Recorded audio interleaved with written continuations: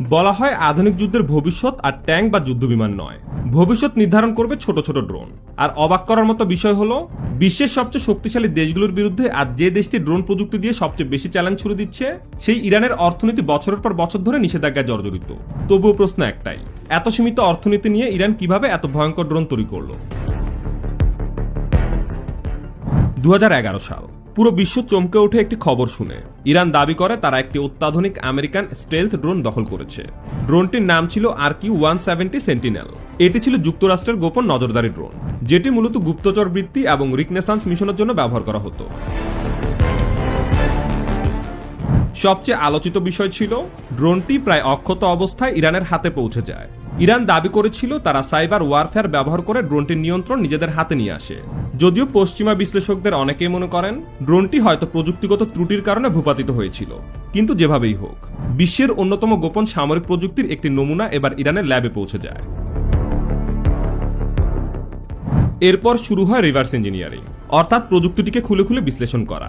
ইরানের ইঞ্জিনিয়াররা ড্রোনটির stealth design, composite body, sensor এবং যোগাযোগ ব্যবস্থা নিয়ে গভীর গবেষণা শুরু করে।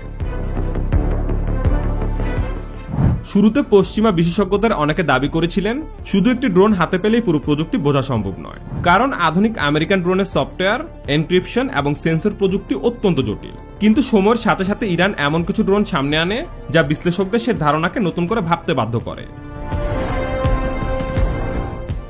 এর ঠিক কয়েক বছর পর ইরান বিশ্বকে দেখায় নিজেদের তৈরি নতুন কিছু ড্রোন, যেমন শাহেদ 171 সিমারগ, শাহেদ 181, শাহেদ 191 এবং শাহেগে। এই ড্রোনগুলোর ডিজাইনে স্পষ্টভাবেই দেখা যায় আমেরিকার RQ-170 এর ছাপ। শুধু বাইরের কাঠামোই নয়, কিছু ড্রোনে জেট ইঞ্জিন, নির্ভুল অস্ত্র বহনের ক্ষমতা এবং উন্নত কন্ট্রোল সিস্টেমও দেখা যায়। ফলে অনেক সামরিক বিশ্লেষক মনে করেন ইরান শুধু ডিজাইনে অনুকরণ করেনি, বরং প্রযুক্তির গুরুত্বপূর্ণ অংশগুলো সফলভাবে বিশ্লেষণ করতে পেরেছিল। তবে ইরানের সবচেয়ে বড় শক্তি শুধু প্রযুক্তিই নয়, তাদের আসল শক্তি হলো কম খরচে বড় ক্ষতি করার কৌশল।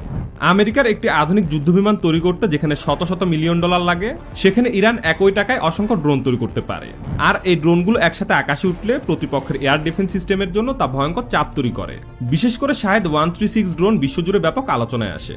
এটি এক ধরনের কামিকাজে ড্রোন বা লয়টারিং মিউনিশন, অর্থাৎ লক্ষ্যবস্তুর দিকে উড়ে গিয়ে নিজেই বিস্ফোরিত হয়।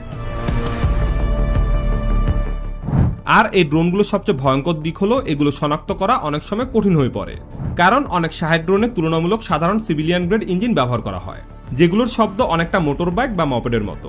পাশাপাশি এগুলো খুবই নিচু উচ্চতায় উড়ে আসে, ফলে অনেক দামি রাডার সিস্টেমও সবসময় এগুলোকে সহজে শনাক্ত করতে পারে না। আর এখানে ইরানের কম